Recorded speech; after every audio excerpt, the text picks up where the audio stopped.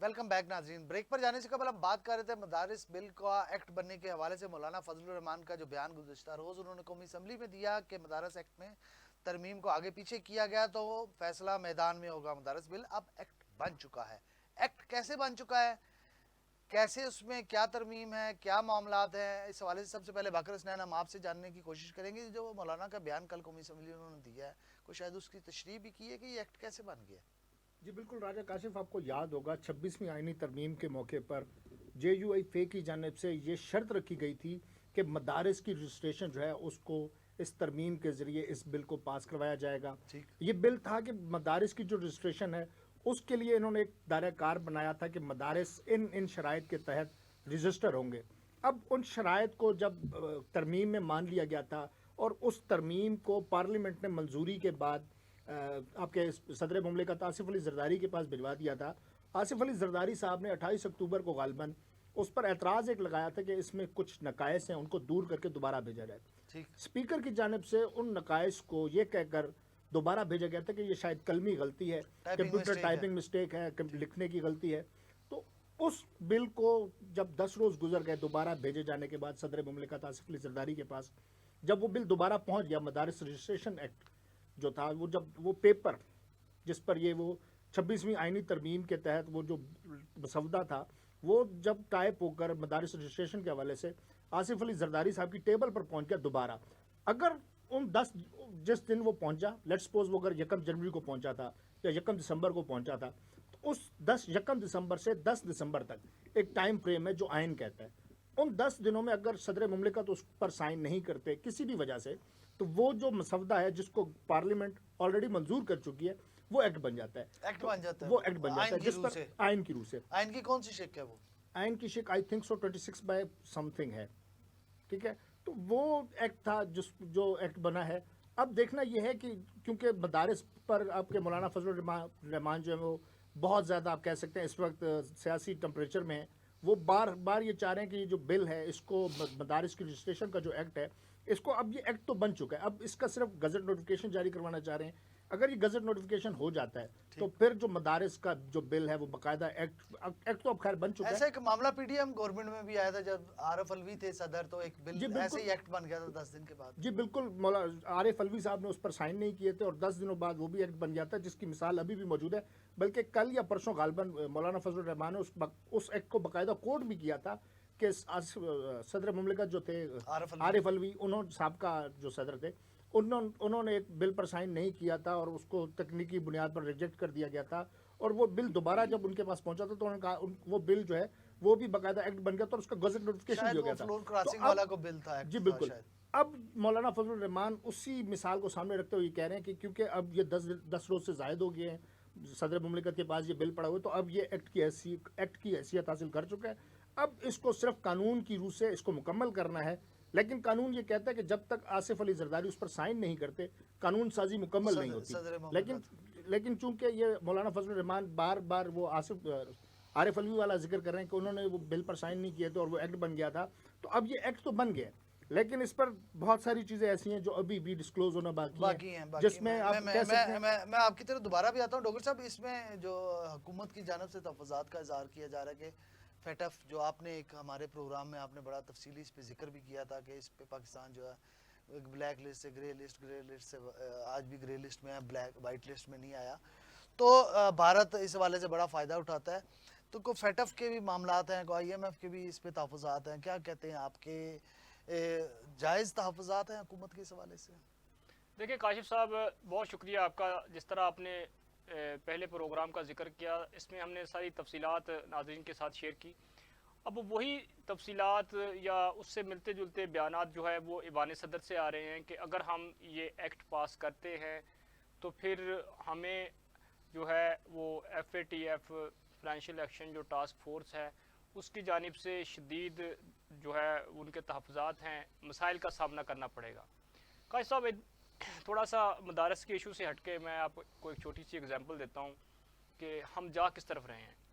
آپ کو یاد ہوگا کہ جسٹس اطہر من اللہ جو ہے وہ عدالت عالیہ اسلام آباد کے چیف جسٹس تھے, تو ایک وکیل کو اٹھایا گیا, اب میں نام نہیں لیتا, مناسب نہیں ہے, تو پھر جب وکلا نے پریشر ڈالا، یہ پریشر بلڈ ہوا، پھر میڈیا پر بھی چلا کہ نامعلوم افراد ان کو اٹھا کر لے گئے ہیں، تو پھر اس وکیل کو جو ہے وہ ودن 24 آورس ہمیں چھوڑنا پڑا، ہم سے مراد ہمارے ریاستی اداروں کو.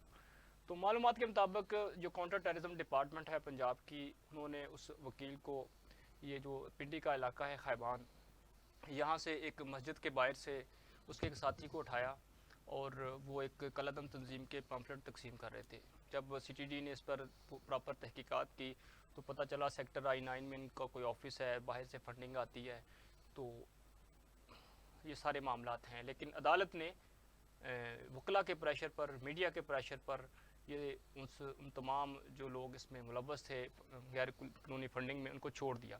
تو یہی حساب جو ہے، یہی رویہ جو ہے اب ہمارے جو نہایت ہی قابل احترام علماء کرام کا ہے. دیکھیں، آپ جو بھی ہیں، آپ کا کوئی بھی مذہب ہے، کوئی بھی قوم ہے، اپنی ذات سے باہر نکل کر ہمیں اپنے ریاست پاکستان کے لیے سوچنا چاہیے اور اس معاملے پر سنجیدگی کا مظاہرہ کرنا چاہیے، لچک دکھانی چاہیے. لچک دکھانی چاہیے. دیکھیں سر، پہلے انہوں نے مولانا فضل الرحمان صاحب نے اور مولانا تقی عثمانی صاحب نے پی ٹی آئی دور حکومت میں، جس طرح پہلے پروگرام نے ذکر کیا، کہ باقاعدہ دستخط کیے ہیں اور آمادگی ظاہر کی ہے، اور تمام تعلیمی جو مدارس ہیں ان کو منسٹری آف ایجوکیشن نے رجسٹر کیا. اب پھر وہی بات کہ مدارس جو ہیں ان کا وزارت داخلہ سے راہ فرار اختیار کرنا جو ہے وہ نہایت ہی معنی خیز ہے. حکومت کو جو ہے وہ اپنی ریاست کے ساتھ کھڑے ہونا چاہیے، علماء کرام کے دباؤ میں نہیں آنا چاہیے، کیونکہ اب وہ حالات نہیں رہے. پوری دنیا میں آپ کہیں بھی چلے جائیں، فائنینشیل معاملات جو ہیں، کوئی بھی ملک جو ہے اس کو خفیہ نہیں رکھ سکتا.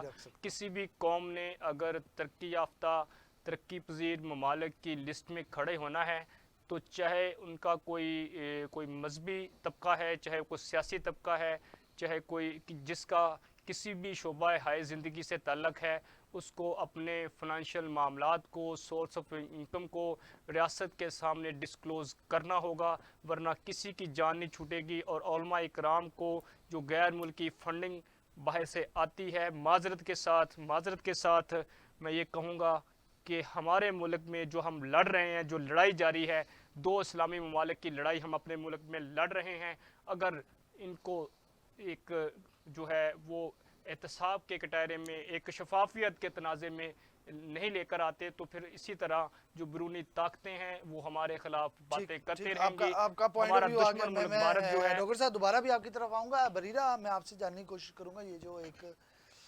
آخرکار مولانا کی طرف سے بھی ایک بیان سامنے آ گیا کہ کیا ہم واقعی غلام ہیں، ہمیں اس حوالے سے بتا دیا جائے، تو اس بارے میں بتا دیں.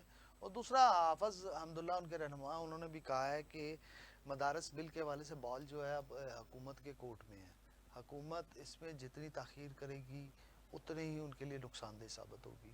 تو آپ کیا سمجھتی ہیں کہ اتحادی تو نہیں ہے، جے یو آئی حکومت کی اتحادی جماعت نہیں ہے، اپوزیشن میں وہ جماعت موجود ہے، لیکن کیا وہ ٹف ٹائم دے سکتی ہے حکومت کو اس مدارس بل کی رجسٹریشن کے حوالے سے؟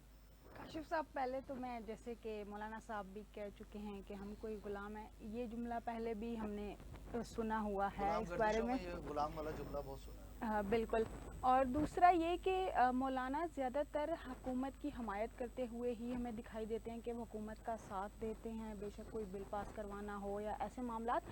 لیکن اس دفعہ مولانا ایک طرح سے حکومت کے مخالفت میں ہی آ رہے ہیں، ناراض ہیں ان سے، اور حکومت آئی تھنک انہیں منانا بھی نہیں چاہ رہی، اور وہ کہہ بھی رہے ہیں کہ حکومت انہیں ایک ٹف ٹائم دے رہی ہے، حکومت ان کی بات ماننے پہ نہیں آ رہی.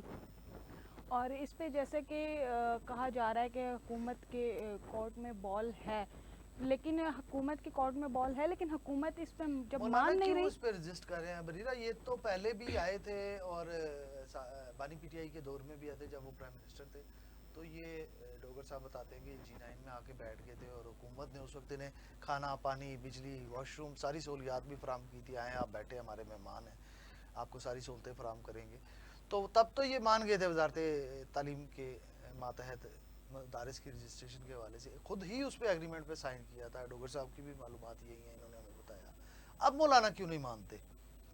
देखिए काशिफ साहब, जो पहले एक्ट के तहत जो था डिप्टी कमिश्नर के अंडर ये सारा आता था, और उस वक्त ये जो उसके वो एक्ट के मुताबिक, कानून के मुताबिक ये चीज़ थी कि जो मदारिस हैं उन पे कोई हुकूमती कंट्रोल भी नहीं है, और जो उनकी फंडिंग है उस हवाले से भी कोई उन पे कोई check and balance चेक नहीं एंड बैलेंस नहीं है। लेकिन जो ये एक्ट है उसके मुताबिक जो तरमीम की जा रही है, ये कहा जा सकता है कि जो वो सोसाइटीज़ उसके हवाले से जो तरमीम है उसी की, जो पहले एक्ट के तहत ये मदारिस रजिस्टर्ड थे, जो कि ज़्यादातर मदारिस रजिस्टर्ड नहीं भी थे, और जो कहा ये जा रहा है कि जो भी मदारिस होंगे जैसे कि डिफरेंट ब्रांचेस हैं तो वो एक ही की रजिस्ट्रेशन होगी। मगर ये जो बरीरा ने बात की है, जो फॉरेन फंडिंग है, देखिए फॉरेन फंडिंग पे तो IMF आपको क्वेश्चन मार्क मारेगी, डोगर साहब ने कहा कि FATF भी आपको क्वेश्चन मार्क देगा। तो क्या आप समझते हैं कि ये इनको अपनी रजिस्ट्रेशन अगर करानी है तो इसे किसी कानूनी दायरे में तो आना पड़ेगा ना? बिल्कुल राजा काशिफ, देखें सबसे पहली चीज़ के 26वीं आईनी तरमीम जो थी उस पर आपने देखा था कि मौलाना फजलुर रहमान का घर जो है वो एक सियासी अखाड़ा था। अपोजिशन रहनुमा जो हैं शिबली फराज, असद उमर, उमर अयूब, ये सब गाहे बगाहे, बिलावल भुट्टो जरदारी, हुकूमती जमात के राना सनाउल्ला, इसहाक तारड़ और दीगर जितने भी इनके रहनुमा हैं, वो बार बार मौलाना फजलुर रहमान के घर 26वीं आईनी तरमीम को अपने हक में वोट करवाने के लिए बार बार उनके घर चक्कर लगा रहे थे। उस टाइम गवर्नमेंट ने मौलाना फजलुर रहमान का इस्तेमाल करते हुए 26वीं आईनी तरमीम तो मंजूर करवा ली, लेकिन अब क्योंकि 26वीं आईनी तरमीम में उन्होंने मदारिस एक्ट जो रजिस्ट्रेशन एक्ट है इसकी भी उन्होंने शर्त रखी हुई थी कि ये मदारिस रजिस्ट्रेशन एक्ट जो है इस तरमीम की वजह से ही हम आपके साथ हैं। अब हुकूमत ने उनसे 26वीं आईनी तरमीम तो करवा ली, लेकिन उनका जो मदारिस बिल एक्ट जो रजिस्ट्रेशन एक्ट है उस पर अभी तक वो टाल मटोल कर रहे हैं, जिस पर मौलाना फजलुर रहमान कल काफ़ी आप कह सकते हैं गुस्से में भी थे, और उन्होंने ये भी कहा था कि अगर हम वाकई गुलाम हैं तो हमें बता दिया जाए। इसका मतलब ये हुआ कि आप गवर्नमेंट जो है वो मौलाना फजलुर रहमान को भी अपनी पसंद के मुताबिक, अपनी मंशा के मुताबिक इस्तेमाल करती रही है और करना चाह रही है। अब चूँकि मौलाना अपोजिशन तो है नहीं, क्योंकि अपोजिशन के ख़िलाफ़ हुकूमत जो है वो मुख्तलिफ आप कह सकते हैं सियासी स्टंट्स भी खेल रही है, और इस वक्त जो आप कह सकते हैं बुनियादी अपोजिशन है वो सिर्फ मौलाना फजलुर रहमान है। मौलाना फजलुर रहमान की वजह से हुकूमत को तरामीम पर मुश्किलात का भी सामना करना पड़ता है, उसकी वजह से आपकी जो दूसरी अपोजिशन जमातें हैं वो भी स्टैंड कर जाती हैं। MQM ने भी आज कल उनसे मुलाकात की थी और उसमें मशरूत हिमायत का भी ऐलान कर दिया कि रजिस्ट्रेशन एक्ट पर वो उनके साथ मशरूत हिमायत भी करेंगी। तो अब सवाल यहाँ पे ये है कि मौलाना फजलुर रहमान रजिस्ट्रेशन एक्ट को सोसाइटीज़ एक्ट के तहत क्यों करवाना चाहते हैं? सोसाइटीज़ एक्ट से जिस तरह डोगर साहब भी कह रहे हैं कि फॉरेन फंडिंग है, फैट इफेक्टिव हो जाएगी, बिल्कुल इसी तरह मौलाना फजलुर रहमान यही चाहते हैं कि ये जो सोसाइटीज़ एक्ट है इस तहत मदारिस को रजिस्ट्रेशन की जाए ताकि इसका कोई पूछने वाला ना हो। जब कोई पूछने वाला नहीं होगा तो आप फंड्स कहाँ से आ रहे हैं, कोई किसी को जवाब देने के लिए नहीं है। तो हुकूमत ये चाहती है कि ये जो फॉरेन फंडिंग है इसकी प्रॉपर चेक एंड बैलेंस हो कि कौन से मदारिस किस फंडिंग से चल रहे हैं, इनके रिसोर्सेज क्या हैं, इनकी आप इनको कह सकते हैं कि इनका सोर्स ऑफ इनकम क्या है, और आउटगोइंग इनके क्या है, सोर्स ऑफ इनकम का पैसों का मामला है डोगर साहब। देखिए सर, पैसों के मामले पे आपको पता है और हमारे पैसे भी फॉरेन करेंसी में, फॉरेन करेंसी में जिस तरह मैंने पहले कहा सर जी कि फैटफ के मामलात पर जो है हुकूमत को किसी भी सूरत पीछे नहीं हटना चाहिए, कंप्रोमाइज़ नहीं करना चाहिए। बहुत हो गया सर, 76 सालों में 77 सालों में हमने बहुत जुल्मों सितम ढाए हैं इस कौम पर।